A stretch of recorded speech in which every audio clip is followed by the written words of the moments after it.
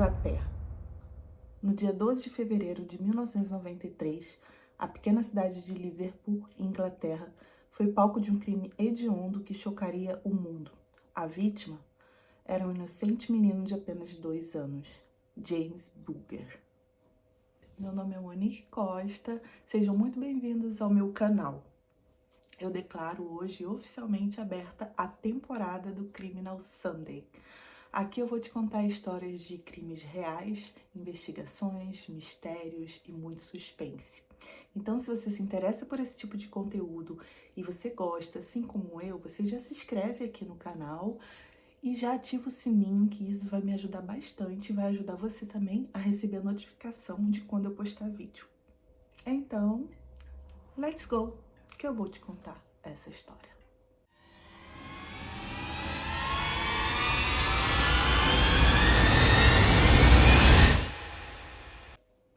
James Patrick Bulger nasceu em 16 de março de 1990. Era um menino de apenas 2 anos, de Liverpool, na Inglaterra. Filho de Ralph e Denise Bulger, Denise Bulger levava James para todos os lugares. Ela perdeu seu primeiro filho durante a gravidez e não queria que nada acontecesse com seu único filho. Aos 25 anos, ela planejava ter mais filhos, mas por enquanto James era o único filho e ela o mantinha sempre por perto. Ele faria 3 anos no mês que vem. Tinha grandes olhos azuis, um sorriso radiante e cabelos castanhos arenosos. Era uma sexta-feira, 12 de fevereiro. Denise foi acompanhar a namorada do seu irmão, Nicola, ao Bolton Street Shopping Center. E, claro, ela levou James com ela. A Nicola, ela tinha que trocar algumas peças íntimas numa loja de departamento. E ela entrou nessa loja de departamento e a Denise ficou esperando por perto, olhando as crianças. Naquele dia, James estava um pouco agitado, um pouco impaciente. Ele não queria andar e também não queria entrar no carrinho e ficar sentado. Ele estava com aquela energia de criança de 2 anos. Nessa fase aqui, a Nicola já tinha trocado as roupas que ela foi trocar na loja de departamentos. Então, elas já iam embora. Só que antes de ir embora, elas precisavam fazer uma parada no açougue. E nesse açougue, ele não tinha fila, ele estava vazio. Então, como James estava muito impaciente, ela deixou ele um pouco na porta e entrou no açougue para fazer o pagamento, esperando que ele se acalmasse um pouco ali fora. Ela esperava que fosse bem rápido, só que o açougueiro ele se atrapalhou com o pedido, não sei por que razão, e demorou mais do que ela esperava. Quando ela saiu do açougue, ela já não viu mais James. Nesse momento, ela ficou muito nervosa, ela correu para dentro novamente do açougue. Ela chegou a dizer que só ficou alguns segundos e se virou e a criança tinha desaparecido. Então, ela e Nicola foram direcionadas à sala de segurança para descrever como seu filho estava vestido, para ver se os seguranças tinham visto ele por algum lugar do shopping. Ela disse que seu filho estava usando uma jaqueta azul, um moletom cinza e um cachecol que tinha uma cara de gato branco. Então, com essa informação, os seguranças eles não se alarmaram, porque era comum acontecer isso e ser anunciado o nome dessas crianças no alto-falante. Então, foi anunciado o nome do James no alto-falante. Enquanto eles anunciavam o nome do James no alto-falante, a Nicole e a Denise ficavam procurando em todas as lojas, foram para o andar de cima, para o andar de baixo, elas revistaram o shopping inteiro. Só que não havia resposta, nem do alto-falante, e elas também não encontraram James. E o que aconteceu? Elas voltaram na sala de segurança. Como não teve resposta, quando foi às 4h15 da tarde, eles ligaram para a delegacia de polícia de Marshalls Lane para relatar o desaparecimento de uma criança. O desaparecimento de James foi a notícia da noite. Então teve muitas ligações. Muitos diziam ter visto um menino no Alto, que é um bairro perto do Bolton, onde fica o shopping, né, o Bolton Street Shopping. E muitos diziam que viram ele próximo ao canal. Com essa informação, a polícia ficou de investigar o canal pela manhã para investigar as águas com melhor clareza, né? A polícia também investigou o Ralph e a Denise Bulger, refazendo seus passos até o shopping, até a hora do acontecimento. Como na maioria dos sequestros de crianças, os pais são rotineiramente os suspeitos, né? Mas a polícia tinha muitas pistas. o que tirou o foco dos Boogers. Depois da meia-noite que James desapareceu, as autoridades começaram a investigar os vídeos das câmeras de segurança do shopping, na esperança de ter uma ideia de quem era o sequestrador.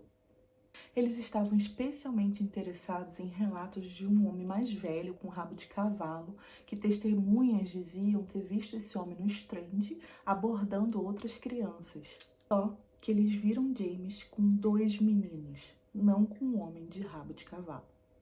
Enquanto eles observavam a câmera, eles perceberam que eles não estavam lidando com apenas um pedaço mais velho. Eles estavam lidando com 2 meninos, crianças. Só que não havia como identificar esses 2 meninos. Eles eram mais velhos que o James, mas as imagens não eram muito boas, então não tinha como identificar os meninos.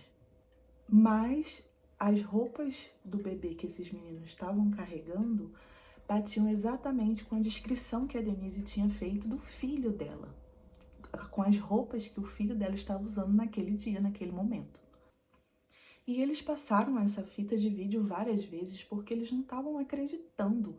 Por que 2 crianças levariam um menino para fora do shopping? Eles estavam incrédulos com o que ele via. Então, na manhã seguinte, os policiais foram até o canal, os investigadores subaquáticos, vasculhar o canal, porque eles receberam informações que alguém tinha visto James pelo canal. Enquanto isso, outras buscas foram organizadas para encontrar James em terra. A polícia divulgou a foto do James com os meninos nas mídias, nos jornais, para que alguém reconhecesse quem eram aqueles meninos ou soubessem onde que eles estavam.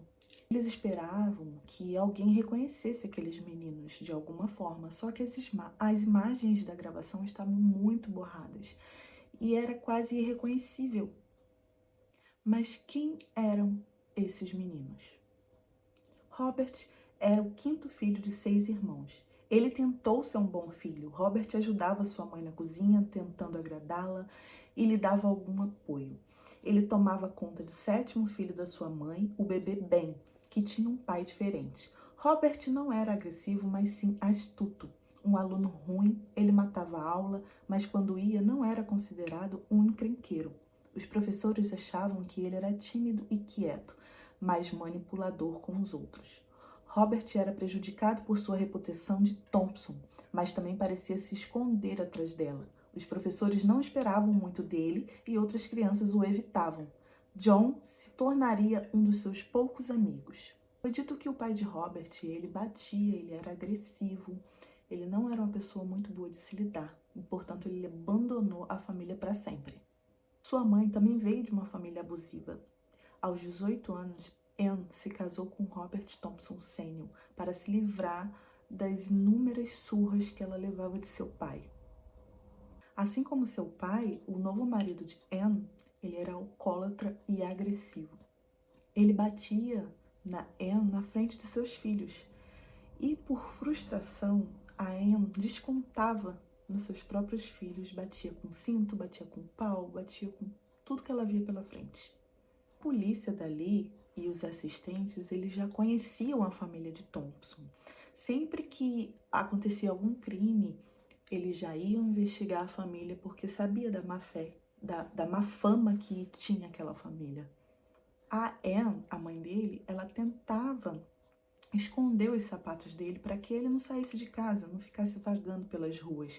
Só que mal eles sabiam que esses sapatos que ela escondia para ele não sair de casa seriam os sapatos que iam tirar ele de casa para sempre. John Venables. John nasceu em 13 de agosto de 1982, filho de Susan e Ney Venables. Ney trabalhava como motorista de empilhadeira, mas estava frequentemente desempregado. John era o filho do meio e seus 2 irmãos tinham problemas de desenvolvimento. Seu irmão mais velho nasceu com fissura palatina, o que levou ao problema da comunicação e o aumento da frustração, excessos de raiva. O irmão de John frequentou uma escola especial e seus pais passaram muito tempo tentando controlá-lo. Às vezes, ele era enviado para famílias adotivas.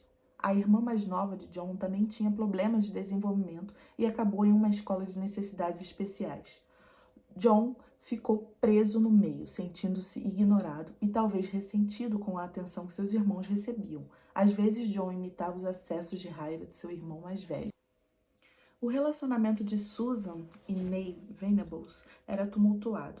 Era um constante termina e volta, termina e volta. Aos 7 anos, John estava mostrando comportamentos antissociais. Ele odiava as crianças da vizinhança que constantemente faziam bullying com ele. E nesse momento ele era um alvo fácil, porque as crianças zombavam ele e ele demonstrava muita irritação. Então, ele era um alvo fácil para as crianças. Como ele era muito difícil de se controlar, ele foi transferido para outra escola, mas ele ficou 1 ano para trás. E foi nessa escola que ele conheceu o Robert Thompson.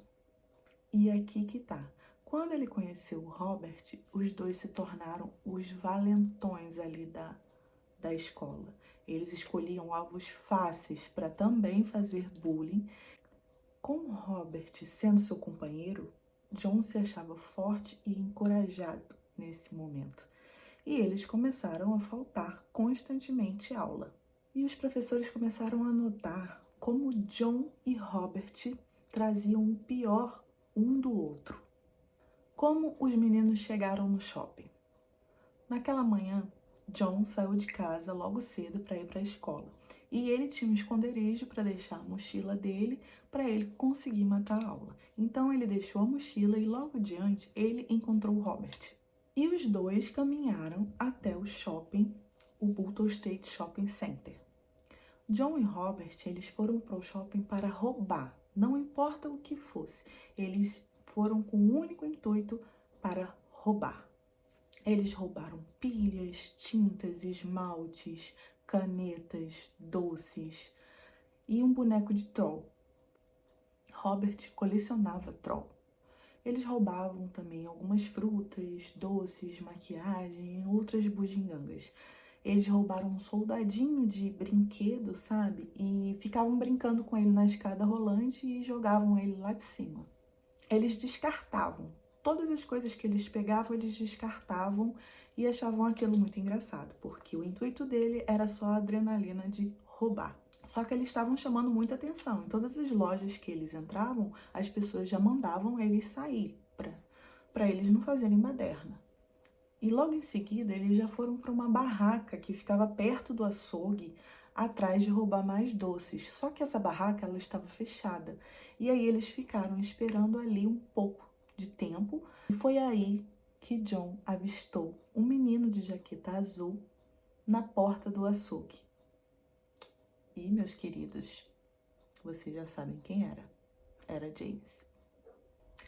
Logo em seguida, John não hesitou e foi atrás de James e chamou ele para ir. E criança, nessa idade, você sabe que obedece os mais velhos, né?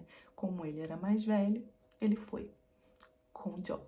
Enquanto eles caminhavam pelo shopping, o Jamie às vezes corria na frente, às vezes o John ia lá para buscar ele, e algumas pessoas notaram o trio, só que ninguém fez nada. E as câmeras de segurança constataram que eles saíram do shopping às 3h42.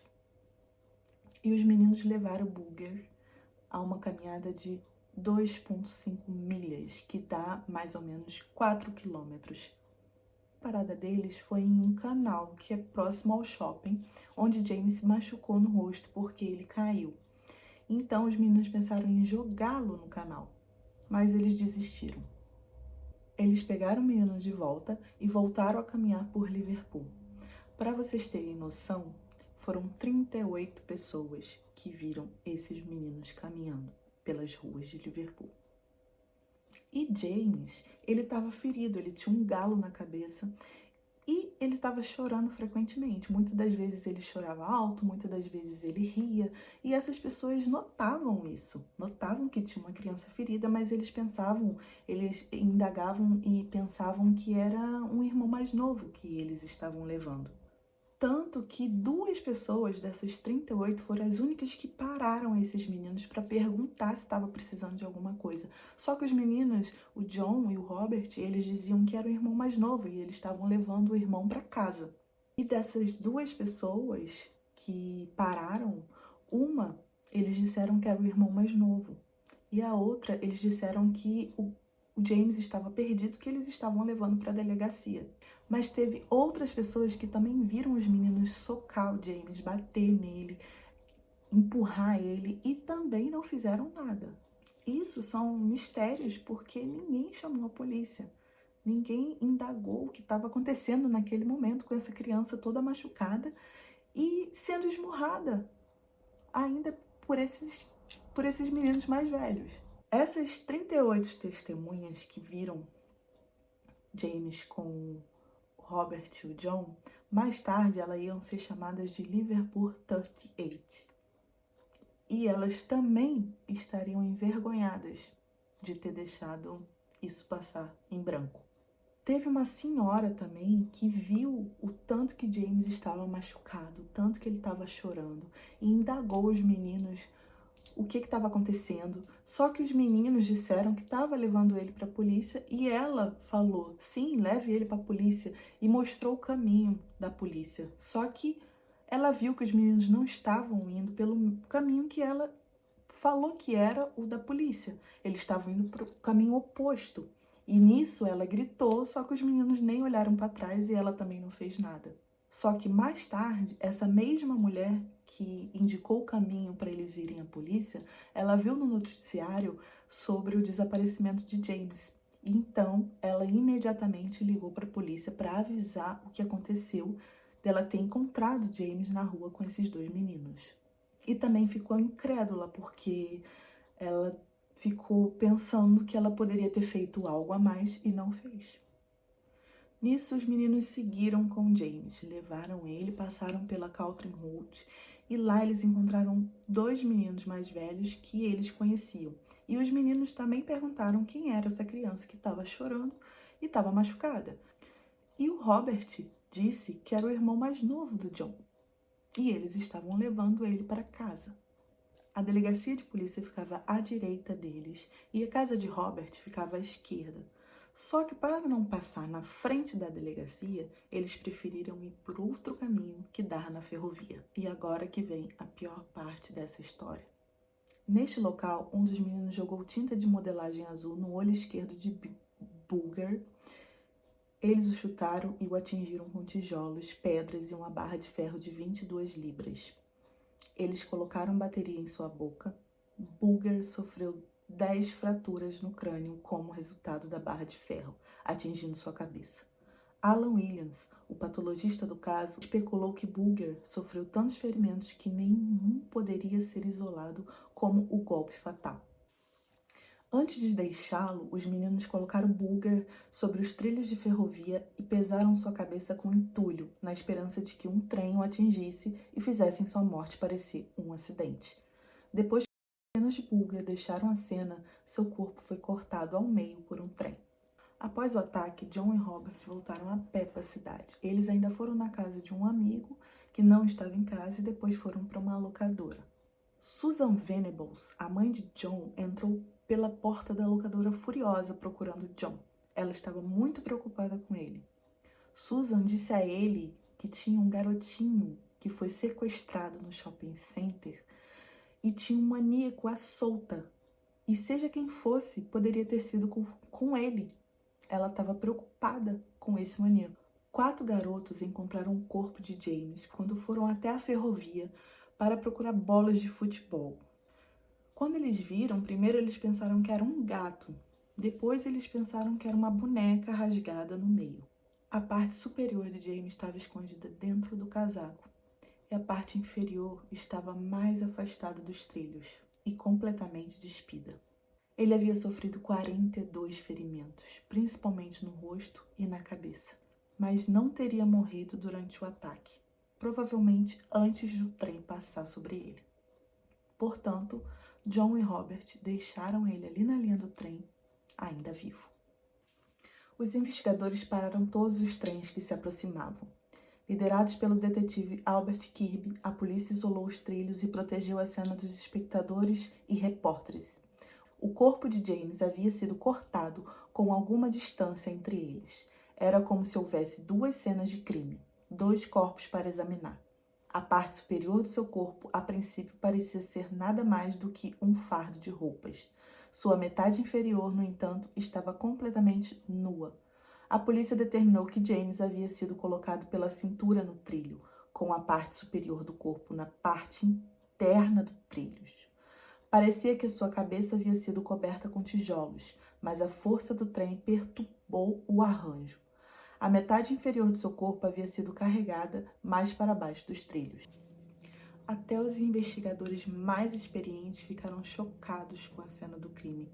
Então, por isso, eles decidiram esconder do público a natureza dos ferimentos. Denise Bulger, que estava na delegacia desde o desaparecimento do filho, ela notou algo de diferente, porque a delegacia ficou agitada, todos corriam para um lado e para o outro, e ela suspeitava que algo tinha sido descoberto. Só que a confirmação que eles haviam encontrado James chegou. Só que aqui a história fica muito estranha, porque o Robert, mais tarde, depois que foi encontrado o corpo, ele chegou a levar uma rosa no trilho do trem pro James. E o John, em casa, ele demonstrou total interesse pelo desaparecimento do James. Ele vivia perguntando à mãe se encontraram essas crianças, se encontraram o James, e ele ainda dizia que se visse essas crianças pela rua ia dar um chute na cara deles. O pai dele chegou a perguntar para ele sobre a tinta azul na jaqueta que ele tinha, só que ele disse que foi o Robert que jogou nele. E mesmo assim, quando o noticiário informou que havia sido encontrado tinta azul no corpo de James, os Venables não suspeitaram do filho, mesmo ele tendo a jaqueta mostarda do vídeo da câmera de segurança do shopping. Talvez ainda o pior do que foi a brutalidade que o James foi encontrado foi a busca por esses suspeitos, que eram crianças. Então a polícia começa a investigação. Ela começou pegando a lista de crianças de todas as escolas que faltaram naquela sexta-feira, para poder fazer as entrevistas. Era como se fosse uma caça às bruxas, mas dessa vez os suspeitos eram apenas meninos. Até que a polícia chega num suspeito de 12 anos. As fontes não falam, não informam o nome desse suspeito, mas eles prenderam essa criança. Quando a polícia prendeu esse garoto de 12 anos, a população ficou tão nervosa que quebraram as janelas da casa do garoto, insultavam a família, eles jogavam pedra na casa. E, por fim, esse garoto não foi o suspeito do crime e a família desse garoto teve que se mudar de cidade. Até que uma mulher anônima decide ligar para a delegacia de polícia e dizer que ela tinha uma amiga chamada Susan, que tinha um filho chamado John, que ele tinha matado aula na sexta-feira e ele tinha mancha azul na sua jaqueta e parecia com o menino do vídeo. E ele tinha um amigo chamado Robert, que também tinha matado aula junto com ele naquela sexta-feira. Às 7h30 da manhã de quinta-feira, no dia 18 de fevereiro, a polícia apareceu na porta da casa de Ann Thompson com um mandado de busca. Quando Robert percebeu que ele era um suspeito, ele começou a chorar.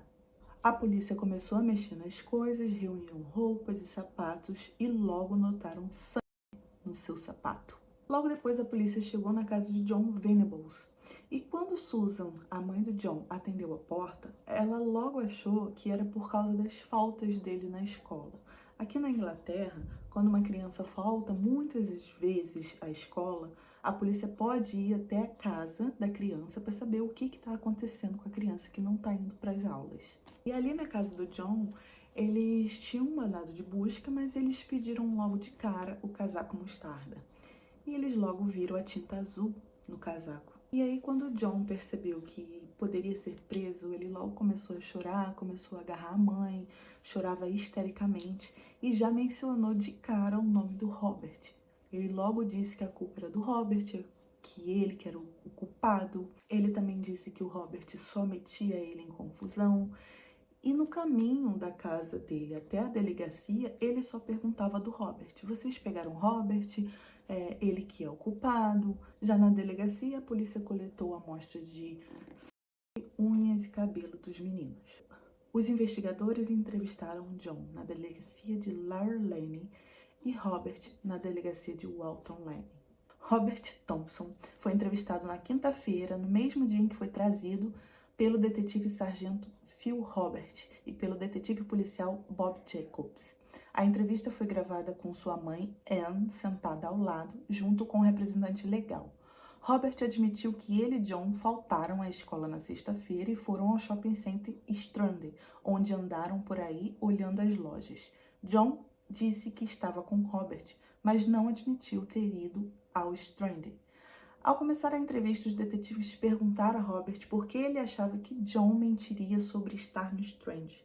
Em primeiro momento, ele disse que talvez John tenha feito algo ruim. Ele podia ter feito o bebê segui-los e depois o perdido em algum lugar, mas que ele não sabia porque não olhou para trás. Demorou apenas alguns momentos para que ele fosse encurralado a admitir mais. Robert, agora, ele só tinha admitido que pegou James pela mão, mas ficaram passeando por aí e levou ele e deixou na igreja. Só foi isso que ele admitiu até esse exato momento. Já na manhã seguinte, ele veio com outra história. Ele disse que deixou John e James na ferrovia e só viu quando John jogou tinta no olho do James. Mas logo em seguida ele foi embora. Então, depois de muitas horas de negação, sua mãe, a Anne, chegou para ele e falou que seria mais fácil se ele dissesse logo a verdade. Então, Robert falou que viu quando John jogou muitos tijolos no James e pegou uma barra de ferro e tacou nele. Mas os investigadores perguntavam por que o John faria isso. E ele disse que não sabia por que ele fez isso. Ele só ficava tentando puxar o John para longe do menino. O tempo todo, o Robert respondia e ficava olhando para a mãe dele. Então a mãe dele perguntou para ele: então por que você levou uma rosa no memorial de James? E ele disse que ele levou a rosa porque ele sabia que o James sabia que ele tentou ajudar ele, mas não conseguiu. Já no dia seguinte, no sábado, Robert admitiu que tocou em James, mas foi para tirá-lo da pista. Essa é a desculpa dele para o sangue no sapato. Enquanto Robert, por uma boa parte do processo, manteve o controle de sua compostura e brigou com seus entrevistadores, John ficou histérico desde o início. Ele estava extremamente assustado e intimidado pelos investigadores. Eles tiveram que interromper as perguntas quando John ficou tão angustiado que não conseguia falar, o que era frequente. Ele não mentiu tanto quanto evitou a verdade. Depois que se acalmou e foi encorajado a ser honesto, John admitiu algumas coisas, ao contrário de Robert, que negava tudo. Os detetives acreditavam que John queria contar a verdade, mas ele estava com medo da sua mãe. Então os detetives pedem para o Ney e para Susan tranquilizar o John para que não importasse o que acontecesse, que eles continuariam amando ele. Então foi aí que o John subiu no colo da sua mãe, soluçou e falou: eu matei. Era disso que os investigadores precisavam, mas eles estavam curiosos com o eu matei, porque eles tinham certeza de que Robert também tinha participado. Mas até que ponto ele tinha participado? No sábado, Robert e John estavam exaustos e perturbados. Os investigadores sabiam que tinham o suficiente para processar os meninos e concluir as entrevistas. Embora ambos os meninos tenham sido difíceis, ambos foram informativos de maneiras diferentes. Robert negou e chamou outras testemunhas de mentirosas. Mas quando ele falou, ele parecia estar mais perto da verdade. Ele era definitivamente o mais manipulador dos dois e chorava apenas quando lhe convinha. John, por outro lado, consistentemente culpava Robert por tudo, mas finalmente admitiu mais do que Robert. Suas mentiras eram mais elaboradas, mas ele também era mais rápido em admitir suas mentiras. Foi principalmente a incrível angústia de John que atrapalhou o processo de chegar à verdade. O julgamento. A comunidade de Merseyside ficou perplexa com a idade dos suspeitos, mas aliviada por eles terem sido acusados.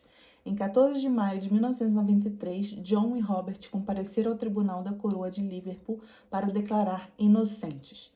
O caso seria julgado em Preston, que era mais perto das unidades de segurança dos meninos. 500 manifestantes se reuniram no South Sefton Magistrates Court durante as primeiras aparições dos meninos no tribunal. Os pais dos acusados foram transferidos para diferentes partes do país e assumiram novas identidades após ameaças de morte de justiceiros. 1º de novembro de 1993, início do julgamento. O juiz-presidente, Sr. Michael Moreland, decidiu que os meninos seriam conhecidos como criança A e criança B, Robert Thompson e John Venables, respectivamente. Robert demonstrou pouca emoção. Os espectadores presumiram que Robert era o culpado. Ele não tinha família presente e sentou-se tristemente ao lado de sua assistente social, que demonstrou pouca afeição por ele. John, por outro lado, ganhou alguma simpatia com os observadores da corte. Ele parecia mais arrependido, ansioso, constantemente olhando para sua mãe em busca de apoio. A família de Bulger compareceu todos os dias, exceto Denise, que nesse momento ela estava grávida de 7 meses. O advogado de defesa de Robert, David Turner, imediatamente sugeriu que um julgamento justo seria impossível. Documentos inflamatórios chamavam os meninos de malucos, maníacos, demoníacos, monstros. Ele também solicitou que 2 fotos de evidências de ferimentos da cabeça de James fossem removidas do caso por causa do seu grande potencial de efeito emocional no júri. Mas o juiz negou ambos os pedidos. O advogado de defesa de John, Brian Walsh, foi mais reservado em seus pedidos. A promotoria, liderada por Richard Henricks, apresentou seu caso, alegando que ambos são culpados pela morte de James. Como ambos os réus tinham menos de 14 anos, a promotoria precisava provar que eles sabiam que suas ações eram gravemente erradas. E Thompson e Venables foram consideradas pelo tribunal como capazes, ou seja, uma capacidade de agir com intenção criminosa, pois eram maduros o suficiente para entender que o que estavam fazendo era algo seriamente errado. Conforme o júri recebeu os arquivos com as fotos do crime, eles ficaram extremamente comovidos com aquelas cenas. E agora aqui a parte das testemunhas, aquelas 38 que viram eles andando pelas ruas de Liverpool e não fizeram nada, e ficaram conhecidas como The Liverpool 38. Então, The Liverpool 38, como ficaram conhecidos pelos tabloides, subiram ao palco das testemunhas uma por uma e confirmaram a rota dos meninos. Só que muitos mudaram suas histórias que contavam primeiramente para a polícia porque se sentiram culpados de não terem feito nada quando viram eles, e na hora do testemunho deles, eles simplesmente mudaram o testemunho. John e Robert não deporam no seu julgamento. Eles só observavam enquanto as evidências mostravam claramente suas culpas. Cientistas forenses deram avaliações dos ferimentos de James, que eram tão numerosos que não conseguiram determinar qual deles causou sua morte. No argumento final, a acusação retratou os meninos como igualmente culpados. A defesa alegava que nenhum desses garotos tinha feito nada violento antes, apenas roubos e furtos, e ainda disseram que essa foi uma brincadeira travessa que saiu do controle. E que se eles tivessem planejado matar uma criança, eles tinham jogado ele no canal, quando eles passaram pelo canal, ou tinham deixado a criança ser atropelada por um veículo. E ainda disseram que se o plano era matar essa criança na ferrovia, por que eles iam caminhar por Liverpool durante várias horas e conversar com várias testemunhas possíveis? O juiz, então, se virou para o júri e disse que essa não era a questão se John e Robert pretendiam matar James no momento do sequestro ou enquanto caminhavam. A questão era: John e Robert pretendiam matar James na ferrovia? Então, dia 24 de novembro, numa quinta-feira, depois de 3 semanas de audiência, o júri começou a deliberar. Os meninos, então, com 11 anos, foram considerados culpados de assassinar James Bulger no tribunal de Preston em 24 de novembro de 1993, tornando-se os assassinos mais jovens condenados do século XX. O juiz, Sr. Michael Moreland, disse a Thompson e Venables que eles cometeram um crime de maldade e bárbaro sem paralelo. Em meu julgamento, sua conduta foi astuta e muito perversa. Morland os sentenciou a serem detidos à vontade de Sua Majestade com uma recomendação de que eles deveriam ser mantidos sob custódia por muitos anos, recomendando uma pena mínima de 8 anos. No final do julgamento, o juiz levantou as restrições de denúncia e permitiu que os nomes dos assassinos fossem divulgados.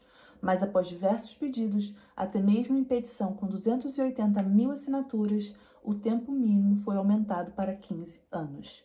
Durante as prisões de Venables e Thompson, a ordem judicial protegendo suas identidades foi renovada. Eles e a família tinham outros nomes para não sofrerem retaliações.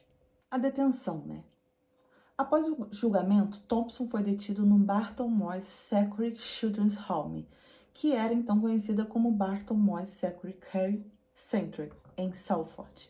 Venables foi detido em Ward House, uma pequena unidade de 8 leitos na rede Bank Security Unit, em St. Helens, em Merseyside.